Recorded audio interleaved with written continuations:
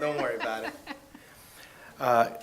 Good afternoon, everybody. My name is Amir Sadeghi. I am OTA Senior Counsel, and I'm happy to be here with you. We are going to talk about negotiation this afternoon. And so the first question, and this was a question that we're asking ourselves when we started putting this together, is why, right? Why are we going to do this?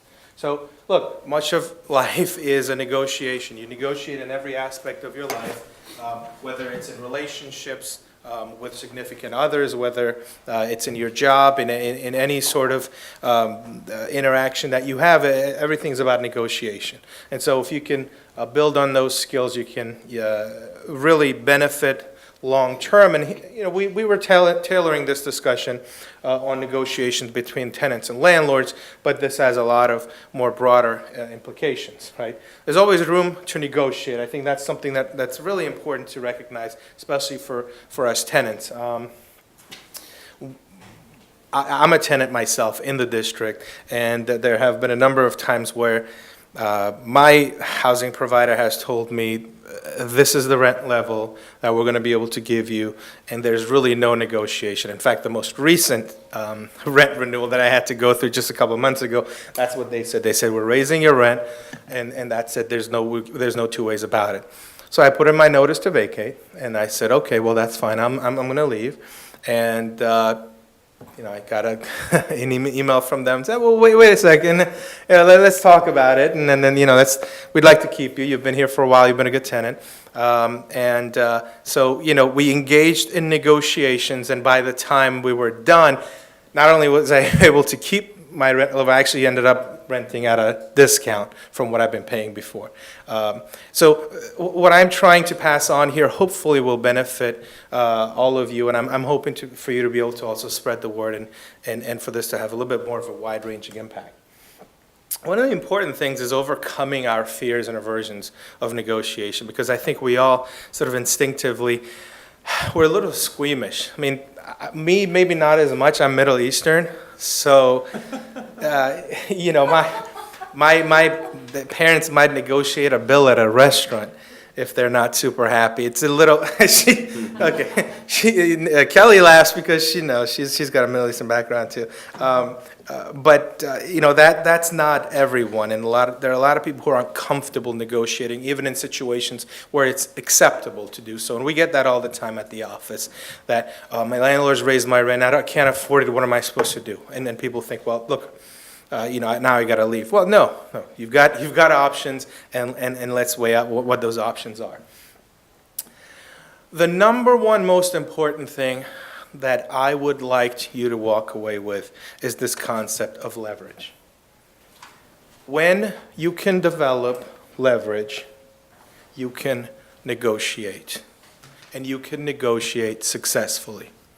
Now, there are different types of leverage, and we're going to talk about them. There's positive leverage, negative leverage, and there's a type of leverage that connects you. And by the way, did you all receive the vocabulary? Did we already pass that? Kelly, would you, if you could. 101, finding your power vocabulary at the top. Mm-hmm. Okay, I don't think Sandy and David has it. No.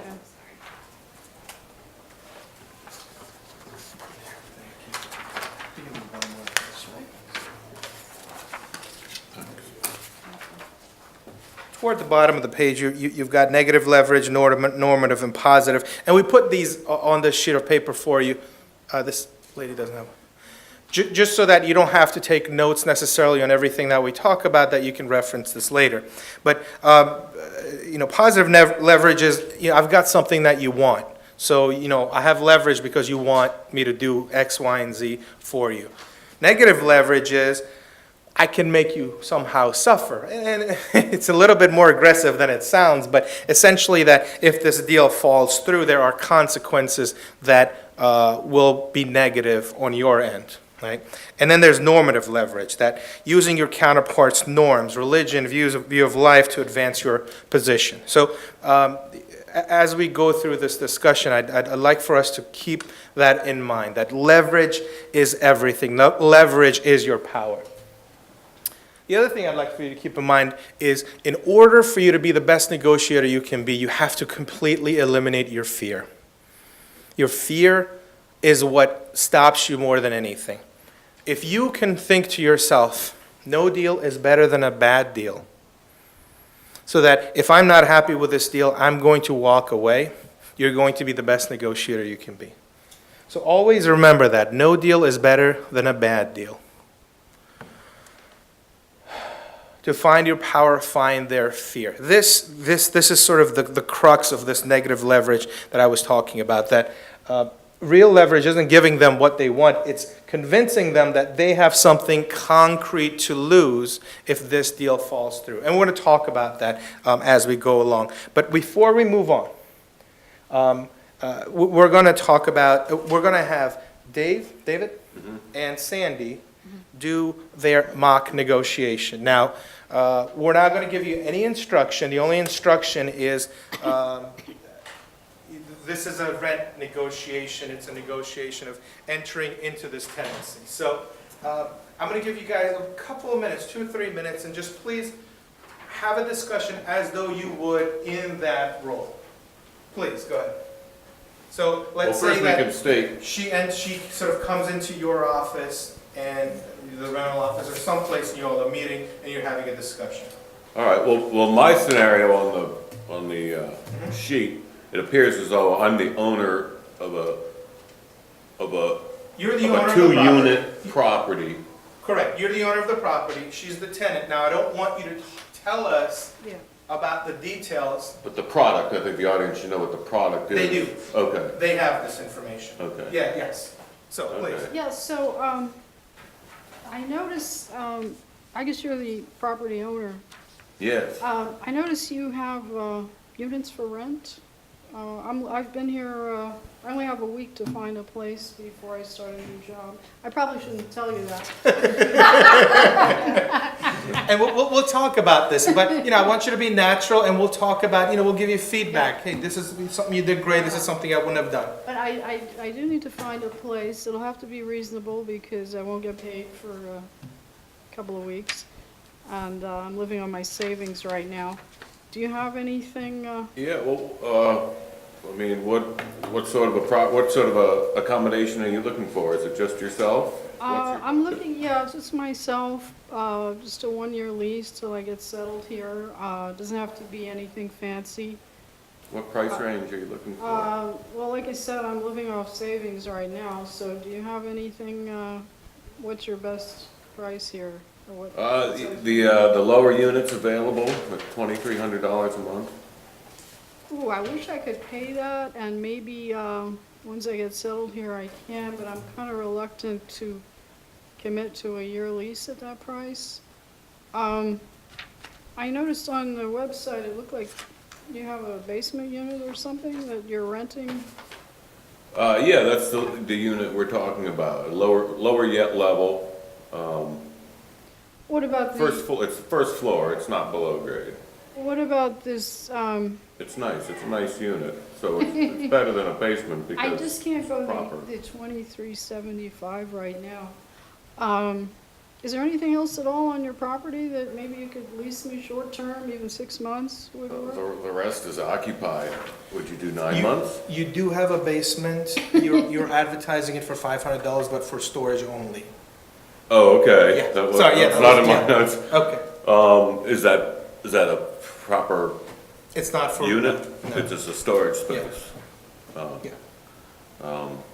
Yeah, no other accommodation Well, is you a know, dwelling unit. I but- know in this type of building, they very often have, I think they're called English basements, where maybe could be livable, they're not, even if it's not renovated. Maybe we could work something out, short term, even month to month. Yeah, it's only, if you heard about it, it might have been on the website. It's available as storage. The top 2 floors Yeah, of I the would building, and the bottom is only be basements for sleeping storage. there because I'll have long work days. I only have very minimal amount of stuff since I'm just moved here in my car. How about could you rent me that month to month, and maybe I could just sleep there on an air mattress or something? And Is it a legal unit? That would be my concern, is putting somebody in an There's a lot of illegal. them that are on Capitol Hill. Yeah, that's sort of questionable. Okay, so this was interesting. Let's talk about this for a little bit. Because, you know, one of the things when you go into a negotiation, you want to think about is, what do you want and what do they want, right? I guess I sound a little desperate, probably. Well, and you know, that's the type of thing we're going to talk about. That, you know, what sort of power do you come into this? That's one of the themes of this entire summit, that you know, knowledge is power, and tenants who know their rights are powerful tenants, right? So, there were a couple of different scenarios here. You only got the landlord scenario, you only got the tenant scenario.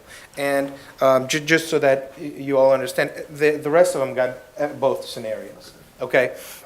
And so her fears and her concerns, let's talk about that.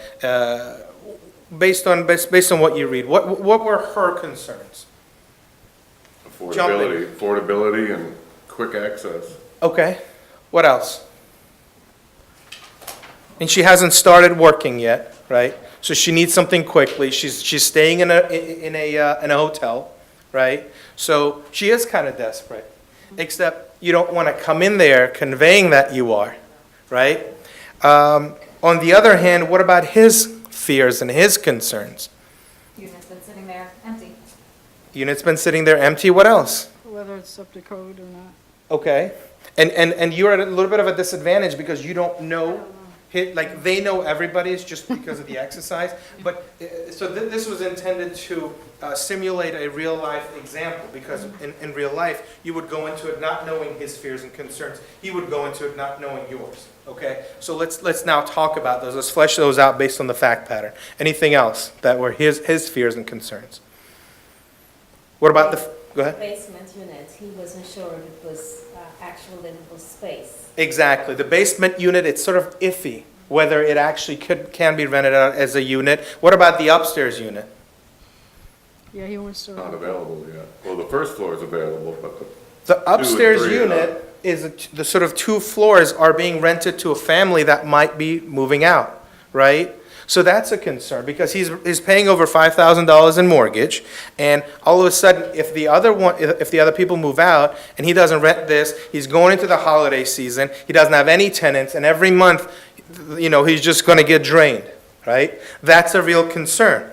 And, you know, of course, he's got kids in college, he's got other expenses, and this is a very common scenario that small landlords often find themselves in, right? And by the way, this is not to say we should take advantage of that, but I think it's important to understand that people have these. So let's step away from this scenario. Let's just generally talk about in negotiation scenarios such as this. What are the fears and concerns of either party? What do you think? Have you ever been in one of these situations, and have you ever had these thoughts? Yes. I was living in a unit, it was a condo, and I was renting from the owner. The owner had not registered the unit.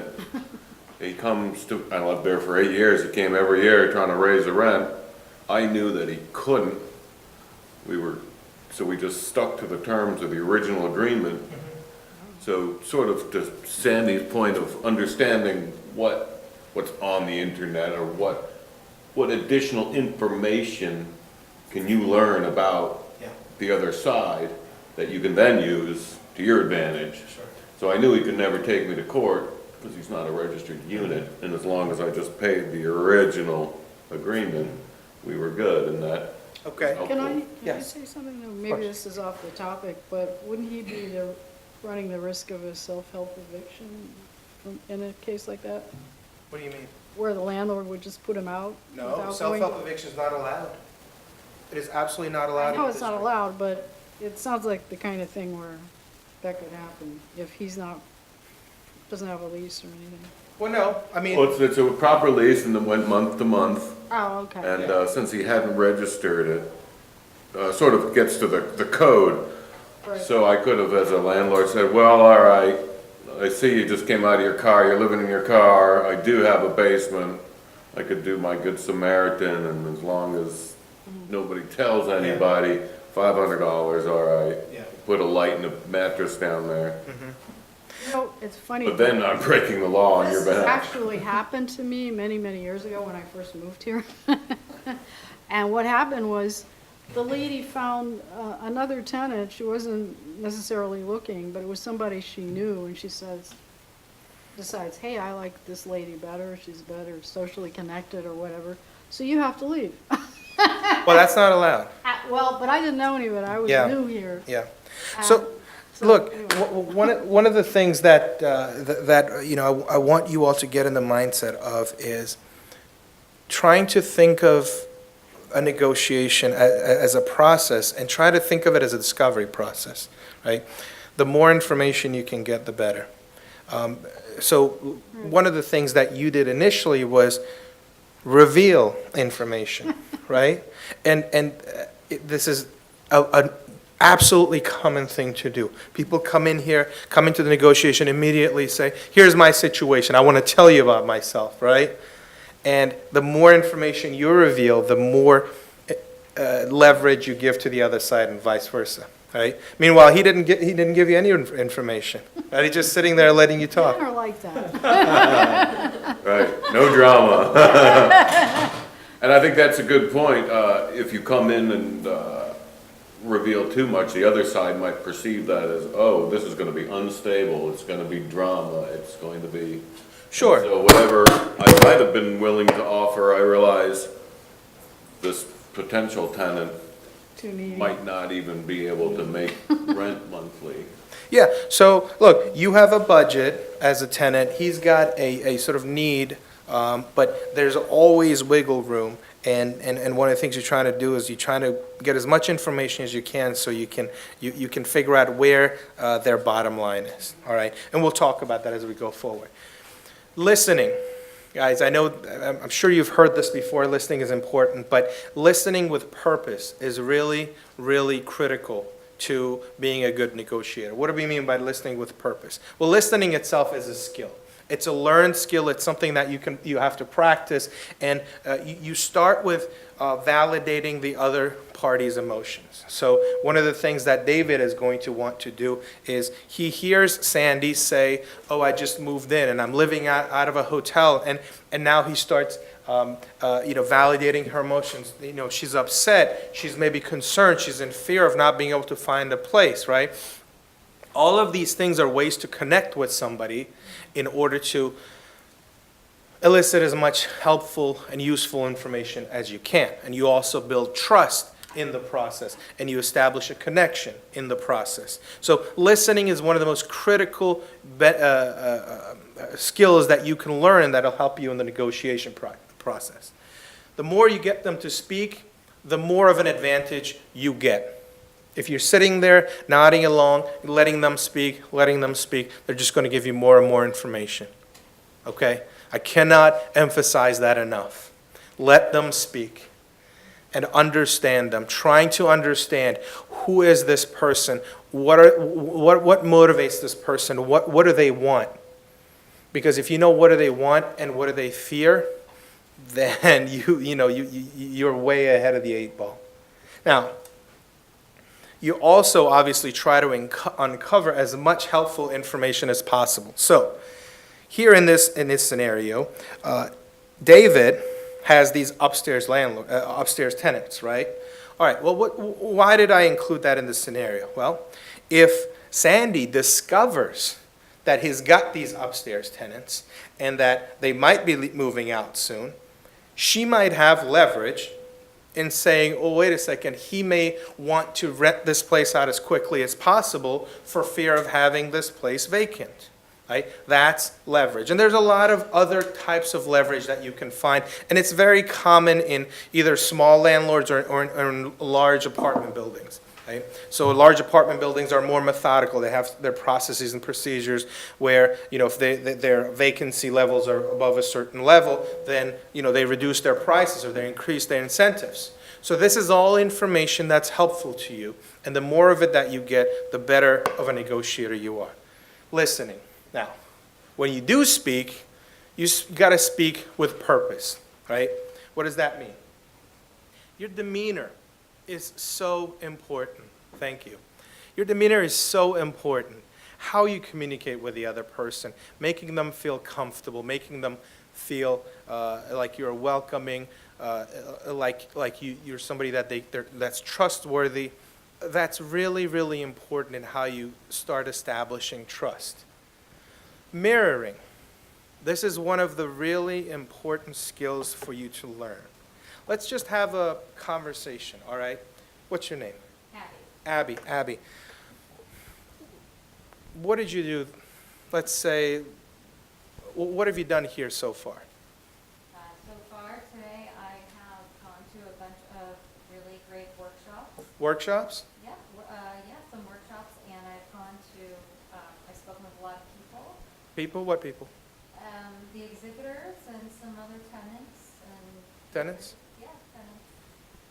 I'm not giving you anything. You're not.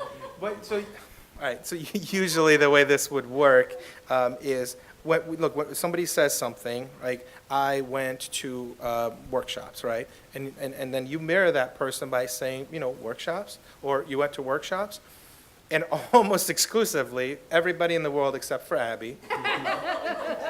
We're a lawyer, we're a sneaky bunch. Hate lawyers. What they would do is they would then elaborate on what they said, right? Workshops? Oh yeah, I went on a workshop on TOPR. I went to a workshop on Renters Right 101. All right, tell me about that, right? So that's what we mean by mirroring, that you take what the person says and you repeat the last thing, you repeat the last couple of things, and now you're sort of you're giving them a springboard to continue their conversation. And it's a very natural thing to do. It sort of, once you learn it and become comfortable, it flows really well. And it just, people love to talk. People love to talk, and people love people to listen to them. Most people, anyway. They like to talk about themselves and their issues. So the more you let them do that, the more they're going to like you, the more you're going to be able to connect with them. So that's part of speaking with purpose. Labeling. So one of the things that we talked about is the fear of your counterpart, right? So in this scenario, one of Sandy's fears is she's running out of money, right? So the hotel payments are burning through her savings. So when you recognize that, hey, I've got to find a place soon, you can address that fear by labeling it. And the way you do it is you don't specifically say, hey, are you afraid of this? Or you're afraid. You just throw it seems like, or it seems that in front of it. You say, look, it seems that you're concerned about not being able to find a place, right? So you do that, and now all of a sudden you're establishing empathy. You're showing them that you care about them. You're showing them that you're thinking about them and their perspective, right? Or if you really sort of flesh out David's situation, look, it seems that you're concerned that the place it might become vacant, and going to the holiday season, you might not have a tenant for several months. It seems that you're concerned that this might really hurt your cash flow issue, right? So this is what we talk about labeling. You try to address people's fears, and you try to bring them to light, because a lot of times fears are subconscious motivating factors, and they affect us in one way or another, especially when we don't talk about them. But when we bring them to the surface, a lot of times their effect dissipates, or at least we can reduce their effect by talking about them. Calibrated questions. They start with who, what, when, how, and where. Who, what, when, where, how. Not why. So what's the point of calibrated questions? Okay. Calibrated questions are open-ended questions that, again, they continue the conversation. I know, that's a typo. They continue the conversation. And by the way, that's in your sheet under, calibrated questions. So what about this is important to you? How can I help make this better for you? What is the biggest challenge you face? These types of questions. How can we solve this problem? What is our objective? These types of questions, they take a problem that might be your problem, and all of a sudden it becomes a joint problem that the two of you are trying to solve, right? Now, if you want to go a step further, you can ask one of the best calibrated questions that you can, which is a variation of how am I supposed to do that, right? So if he says, I want $2,300 for this apartment, she can say, no way, I'm not paying you $2,300. Or she can say, how am I supposed to do that, right? It sounds weird, it's a very difficult thing to internalize, but all of a sudden, he's stuck trying to solve her problem. What do you mean? How am I supposed to pay $2,300? I can't afford that. Now he's stuck trying to figure out, Can you mow the lawn? yeah, can you do $2,200? Can you do, right?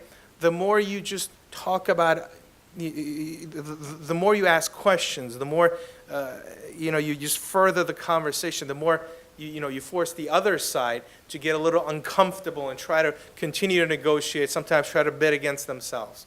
So work on these things, and I promise you that they're going to help you improve your negotiation skills. Now, a couple other techniques. Giving the other side the illusion of control. It's so important. And, I've learned this in my personal life. In negotiating or having discussions with difficult people. There have been so many times where I've thought something should be done a certain way. Somebody else thought it should have been done a different way. So we go back and forth and we don't get anywhere. Then I pick up on something they said and I say, okay, how can I now use this to try to get them to think that this was their idea, right? So, for example, if let's say, she decides that, look, she doesn't want to rent the basement, but he says, how about this? You mentioned the basement, right? All right, well, why don't I rent you both units, right? And then I'll let you rent out the basement to somebody else. Now that way you can have a little bit of cash flow, and I don't have to worry about the basement. It's not being used. And you're making it as though somebody else had an idea, even though it was your idea. So it seems a little bit sneaky, and I get that. And it's not meant to be sneaky. It's not meant to be unethical. It's that there's going to be a lot of times when you're going to be negotiating with people who are a little difficult to deal with. So if you give them the illusion of control, it's going to put you ahead of the 8 ball. Surprise gifts actually are a really good way to get the other side to feel like they have to reciprocate. And so you enter a negotiation, and at some point, or even at the beginning, you say, hey, here, I have something for you. And instinctively, when somebody gives us something, we have the feeling that we have to give them something back. And that's been proven time and time again. So that's one way. I don't know if you all have ever gotten any of these gifts from charities in the mail. They send you something, and it's like a small little something. I think I've gotten like little coins from them, the nickels, dimes, whatever. Yeah, exactly, right? And they send them to you, and you're like, oh, look, these guys are nice. These things hugely reduce their chances of getting something in return. So when you offer something... Increase. Sorry? Said reduce, increase. Increase. Sorry. Increase the likelihood that you get something.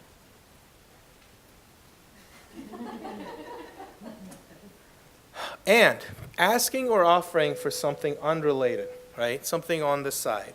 The basement. It was a little bit of a red herring because, we're not sure if you can live in the basement, right? And that happens a lot. You've got basements that maybe aren't up to code. But maybe you can, as a tenant, you can say, look, nobody's using your basement. If I rent the first floor unit and nobody else is using it for storage, it's just going to be sitting there. So give it to me. Just throw in the basement, right? and just let me do something with it. And maybe you can rent out the basement. You know, you can bring in a roommate and you can say, hey, here it is, you can use the basement, or something along those lines. These are small little things that you can try to use in addition to what you already, what the main thing is that you're negotiating. Here's an example from my personal life. A year ago, I was up, my lease was up for renewal. And they said, look, there's just, this is our bottom line. After we negotiated, they said, we can't go any lower. And I said, this is not, I'm not happy with this. We're going to move out. And she said, well, what can we do? What can we, so we just talked about all of the different things that they had to offer. And she said, okay, how about this? I'll give you some parking, like free guest parking permits. I said, okay, what else? And she said, all right, how about, they have a guest suite. And she's like, how about a free night of the guest suite? I said, okay, what else? And this, what is she? Amenity. Use the amenity space, right? They charge $100 an hour for the amenity space. So I said, give me a day's worth of amenity space, right? Okay. Now look, these are things that have value to me, right? I can use these, and if I had to otherwise use them, I would have to pay for them. But for them, I mean, it's no money out of their pocket. Parking space is there. The amenity space is there. Nobody else is using it. So if you find these things that are outside of the main part of the discussion, and you say, throw this in, it may sweeten the deal in a way that it otherwise wouldn't have. And on the other hand, you can try to throw in something. When you're a tenant, let's say, you're somebody who, you're in physically good shape, and you say, look, the place is a little bit run down, reduce the rent, and I'll make some repairs. I'll paint the house. I'll clean the gutters. I'll mow the lawn. Whatever it is, right? You can throw in these additional things, and it may be this, it may be something else. You may say, look, I'm a lawyer, and I'll do some legal work for you, right? So there are a lot of little extraneous things that you can throw in that may be able to get you to a great deal if you are thinking outside the box. A few mistakes to avoid. Never make the first offer. I think that's pretty standard. But whoever makes the first offer usually ends up at a disadvantage. And why is that? Well, because let's say that Sandy said, I think I can afford, $2,000, right? She's never going to get a better deal than that, right? Whatever is your first offer, you're never going to get a better deal than that. You're only going to get either that deal or a worse deal, right? And it happens a lot of times where if you hadn't made that offer, the other side might have made an offer that would have been even better, right? So never make the first offer unless you're really trying to anchor your opponent or your counterpart to a specific place. Now, what do we mean when we talk about anchoring? Has everybody ever heard of this concept of anchoring? No? Okay. Do you have the calculations, Kelly? Do you have the numbers? Did anyone give me their little sheets? Who hasn't filled out the Mongolia question? I think everybody did it. Sorry? Yes, I give you one. So here's what I have. Wait. You have one more there, and you have a couple back there. All right. So look, an anchor is a way to frame the numbers of the negotiation in a way that helps you. What do we mean by that? Well, so who knows what the population of Mongolia is? Anybody know actually what it is? Okay. In this scenario, what we did was we had two different groups. One group was asked, do you believe the population of Mongolia is more or less than 5 million?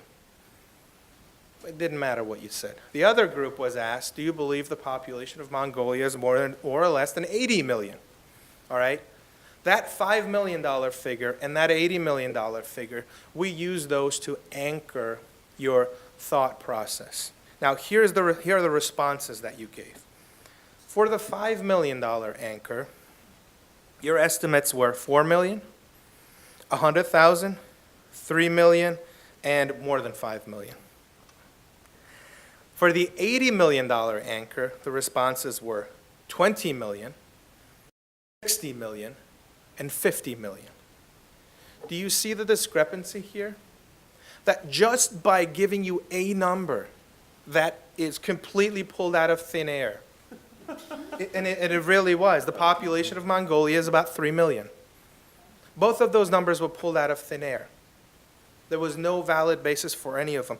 Just by giving you that anchor, it completely changed how you viewed it. The 5 million group, their numbers were between 100,000 and 5 million. The 80 million group, their numbers were between 20 and 60 million. That's a huge discrepancy. And you can use anchoring in different ways. There was a study done where they asked potential volunteers if they would teach a course at a summer camp for 2 hours a day, for 2 hours a week, every week for 2 years. Everybody said no. And they said, okay, well, will you teach one course for 2 hours? And over half the people said yes. Now, when they asked people, without giving them the anchor, without asking them, will you teach for 2 years, only 17% said yes. Do you see that discrepancy, 17% versus over 50%, right? So if you place an anchor here, it's a lot more likely that you'll end up maybe somewhere in between where you thought you were going to be and what the anchor is. So how do we use that in our everyday example? David could say, look, this apartment in this location, it really should be going for $2,900, right? I mean, think about it. You've got $2,375 for this, plus if I throw in the basement, and you know, you may not even want to include the basement. $2,900. It happens all the time. How often do you go to try to buy some sort of a jacket, right? And it's, hey, this is a leather jacket, originally $1,000, now only $400. Happens all the time. We're like, oh my God, I'm getting such a great deal. We all know those, compare at prices are bogus, but it still works. I don't know why it works, so use it. How do you anchor without making the first offer, though? Well, that's the point. It's don't make a first offer unless it's for the purpose of anchoring. Okay. So if you are trying to anchor, making the first offer is okay, right? Or you can wait for the other person, right? So in this scenario, you may have said, look, a lot of times in a rent scenario, the anchor is already set. You have advertised the place for $2,375, right? So there's really not much else for you to do. You can't re-anchor once you've already anchored. She can then come in and say, look, I've done some research. Units of this size, in this location, based on this condition, I've seen units up to around $1,500 to $1,800. Now she's sort of anchoring you way down, right? So you don't have to be the first person to make an offer to anchor. So if somebody else has anchored, you can re-anchor. But again, the point is, try not to make the first offer, but if you do, it should be a purposeful attempt at anchoring the other side so that when you come up with your final legitimate offer, they actually consider it a good deal, right? Can I ask you something? Of course. Do property managers have the authority to do this? Because they'll always say, oh, I'd have to ask my manager. Sure. So the question was, do property managers have the authority to do this? This actually happens all the time. We've got buildings out there who say, look, this unit is actually, we're renting it out for $4,500, but we're going to give you concessions, and we're going to only rent it out to you for $3,200, right? Happens all the time. In terms of whether or not they have the authority, every property is different, and everybody's going to have their own policies. So their bosses might give them a range or something? Or? Yes.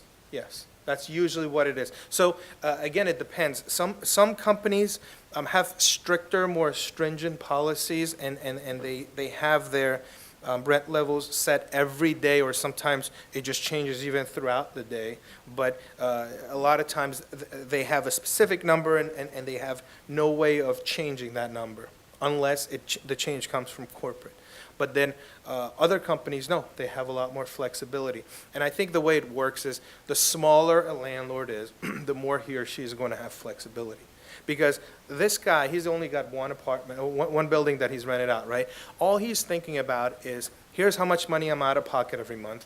I want to get that plus some, right? So I'm trying to make some cash flow, and if not, at least I want to cover my mortgage.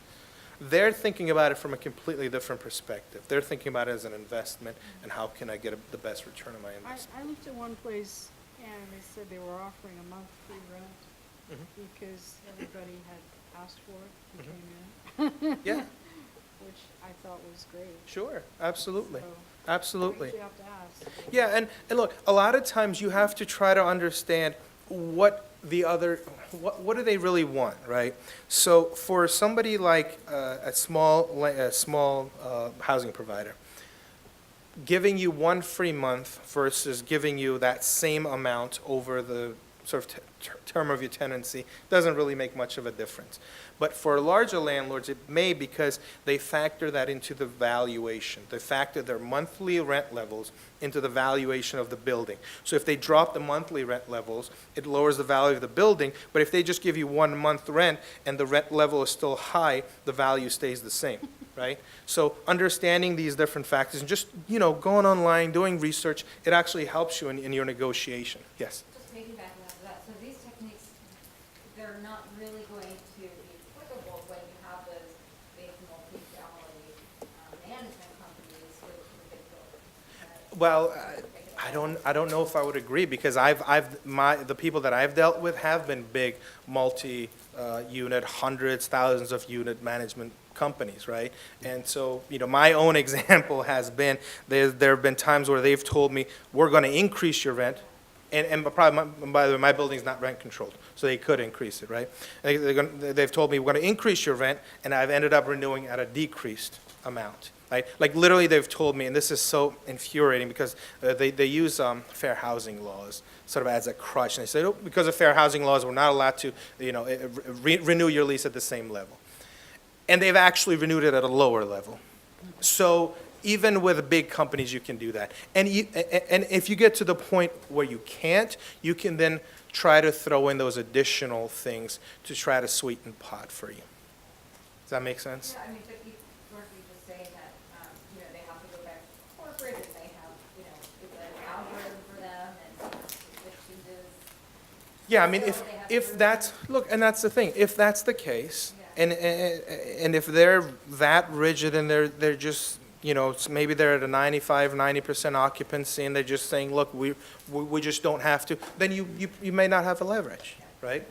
But that's sort of part of the process, is finding what your leverage is. And your leverage may be that there is a newer building coming up across the street, and they don't want to lose you to this newer building. Your leverage may be that you see that rent levels are going down.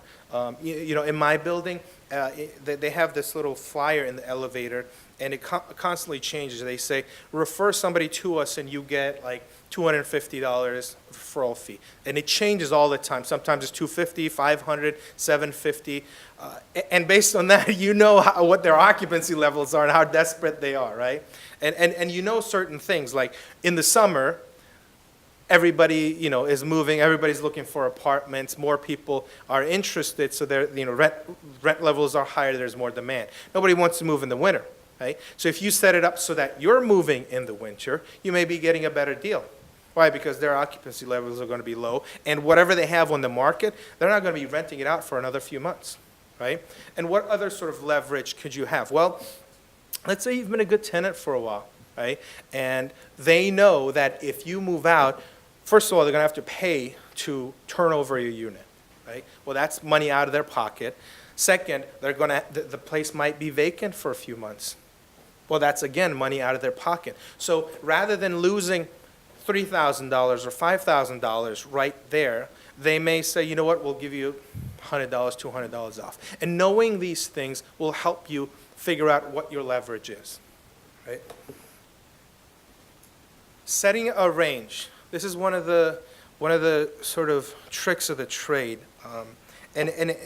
Look, it varies based in different areas. This works really well, let's say, in contract negotiations, in employment job negotiations. It can also work really well in negotiating rent levels.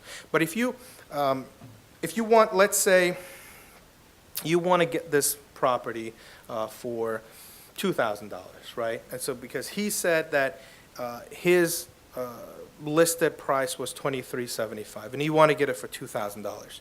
You can set a range, and you would set the range from $2,000 to $1,500. So what you can say is, look, I've looked at a bunch of properties, and these properties have been renting out for anywhere between $1,500 and $2,000. What you've done there by setting a range is you've set his expectation that you may come all the way up to 2,000, but now he's thinking, oh no, I may be competing against people who are going all the way down to 1,500. So when you set that range, he's a lot more likely to give you the best, so the highest part of your range. And sort of on the other flip side of it, he would want to set a range of saying, hey, listen, this place has been places like this rent out for anywhere from $2,200 to $2,800, right?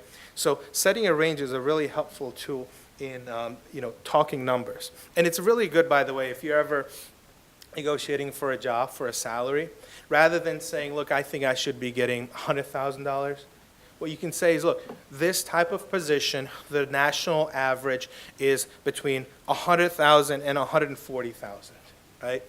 Now, you've put the fear in their mind that if they don't give you $100,000, you may be asking for 104 or somebody else, 140, or somebody else may be offering you 140, right? So these are some subconscious ways in which you can create leverage by instilling some fear in your counterpart without actually sort of consciously doing it. Do you get people, like, sometimes they'll show you a unit that you think is too small or isn't desirable, but you think, well, maybe I'll just get in the building and then later on I can move to an upper floor or something? Does that work? Do you negotiate that, or, because then once you move in, then they say, oh no, we don't allow that. Yeah, I don't know that that's a really good strategy, because once you're in there, they've got you under lease, and so they have less incentive to give you. The most incentive they have to sort of give you stuff is before you've signed a lease agreement, right? Now, I mean, yeah, it could be that you stay there for a year and you're a really good tenant, you don't give them any problems, you pay your rent on time or early every month, and they say, we really want to keep this tenant, and then when it comes up, you say, no, I need a bigger unit, and they may make more of an effort, right? That could be the case. But in between that time frame, you're really not going to have a whole lot of leverage because they already have you as a tenant. When you told your landlord, okay, forget it, I'm gonna move, you didn't put that in writing, right? I did put that in writing. But can't My they- lease required me to give a 60-day notice to vacate. So they could have required you to move. Absolutely. And somebody else could have rented it. Look, this is sort of at the crux of what I'm talking about, which is you got to throw your fears out.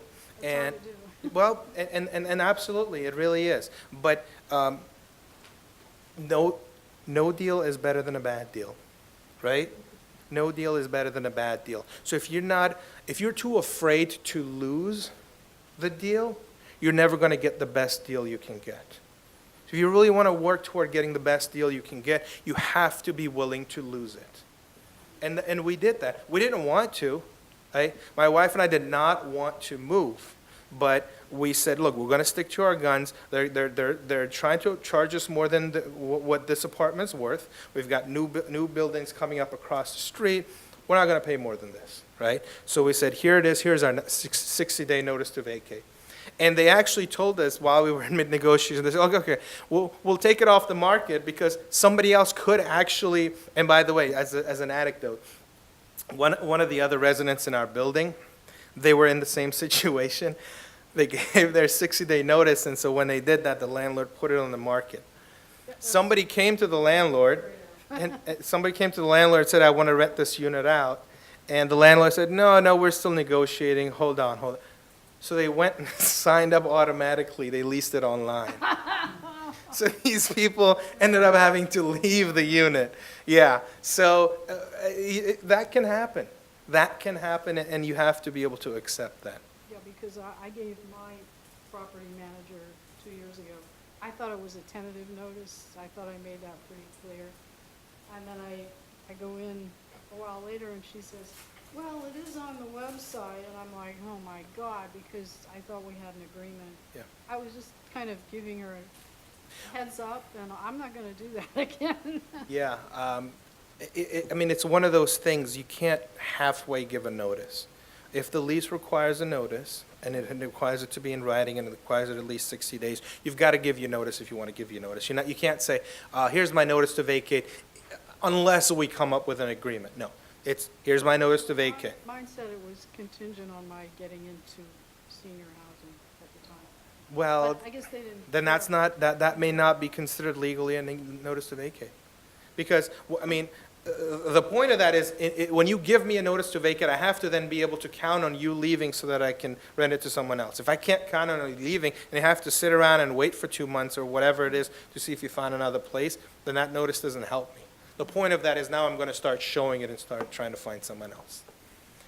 And yes, it's a little scary, but if you can master that, if you can conquer those fears, you're going to be a really good negotiator. And finally, don't hide the bad stuff, use it. What does that mean? There are a lot of times where you're going to go into a negotiation and you're going to try to play hardball, right? And you're going to try to get the most out of this negotiation that you can. Or you know that the other side is going to think you're trying to be unfair, you're trying to bully them. So before this happens, you want to take the zing out of what they think you're going to do or what they think you're trying to do, right? So, you may go in there and you may say, look, you're going to think I'm trying to be a bully. You're going to think I'm trying to push you out. But here's what's happening.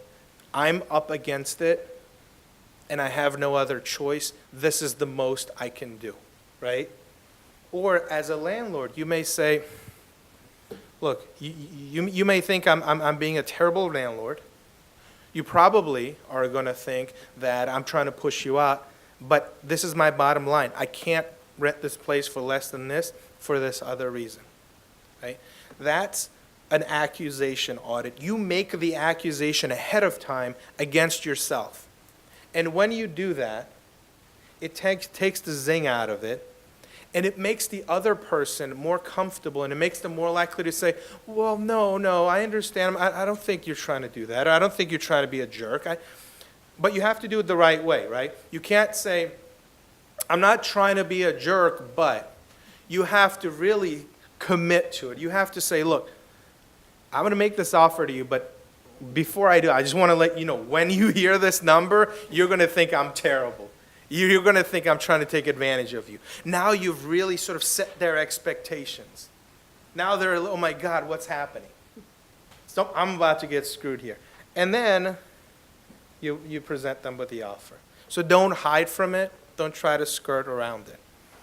And finally, preparation. This is one of the most underrated things about negotiation. People think they can just go into a negotiation cold and I'm just going to wing it. I can do this. I can talk to people. And you can't. You have to prepare, because part of doing an accusation audit is sitting there thinking about, if I'm in the other person's shoes, what would I think of myself making this offer? Or sitting there thinking about, what are all the things that I could potentially lose? What are all the things that the other side could potentially lose? What are all the additional things aside from this main number, whether that's rent or salary or whatever? What are all the other things that I would want? What are all the other things that I could offer? So in a salary negotiation, you could say, look, if they don't give me this $100,000 salary that I want, what else would I want? Maybe I would want the ability to work from home. That has value to me. Maybe I want additional paid time off. Maybe I want additional sick leave. So, all of these things are things that you have to prepare in advance.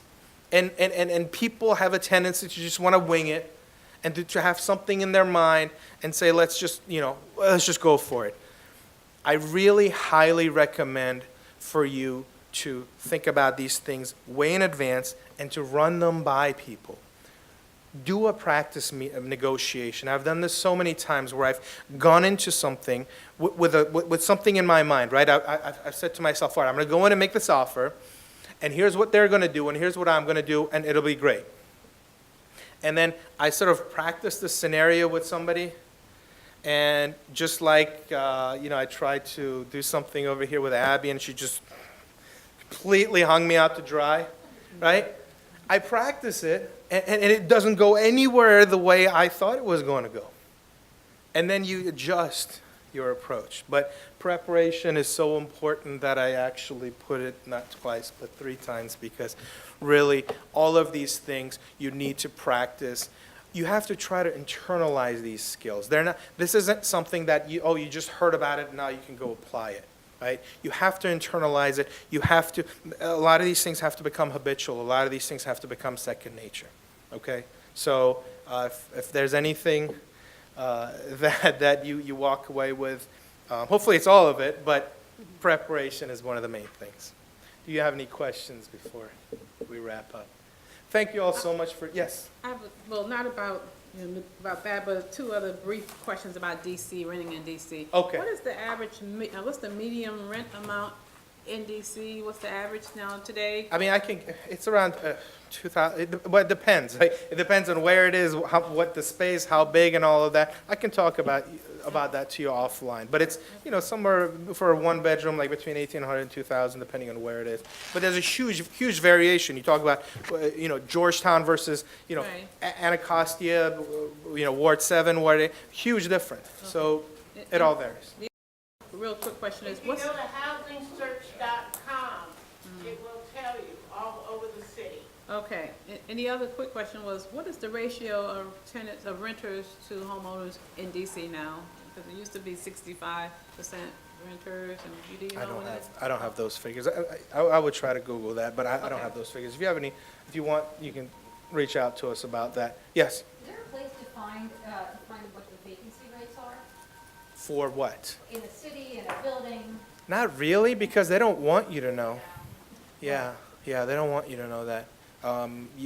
There's some sort of external indicators. And look, sometimes you can just sort of do the numbers yourself, right? A lot of big apartment buildings, when they have websites, so you know how many units they have, and you know that on their website, they've got like 15 units for rent. So you know, all right, well, they're at an 8% vacancy rate. Well, they're getting crafty. A lot of them are saying, apply for, or call us, inquire. Oh, really? Oh, yeah. Okay. I didn't know that, yes. In your example with your landlord, the large institutional landlord who has a Chicago headquarters or whatever, in DC, you have the right to go month to month after the first year, even with even in any accommodation. Yeah. Can that landlord in a non-rental controlled building raise your rent every month? Yes. Or is it just that once a year? No, they can raise your rent every month. They just have to give By you at least any 30-day amount? notice. Technically. Okay. So I say yes, but I qualify that with saying that there are laws out there that say that if the rent increase is so shocking, so significant that it can't be a legitimate rent increase, and the only reason they're doing it is just to get you out, then that may not be considered a valid increase. I haven't seen any sort of level of rent increase in a non-rent controlled unit be considered unlawful, but it's possible. But even if it's just 3% every month, They can do it, over and They- over and over, you could quickly, yes. the end of 10, But they have to 12 give you at months. least the level of notice. So if you're month to month, they have to give you more than a month notice. Okay. Yeah, at least a month. Okay?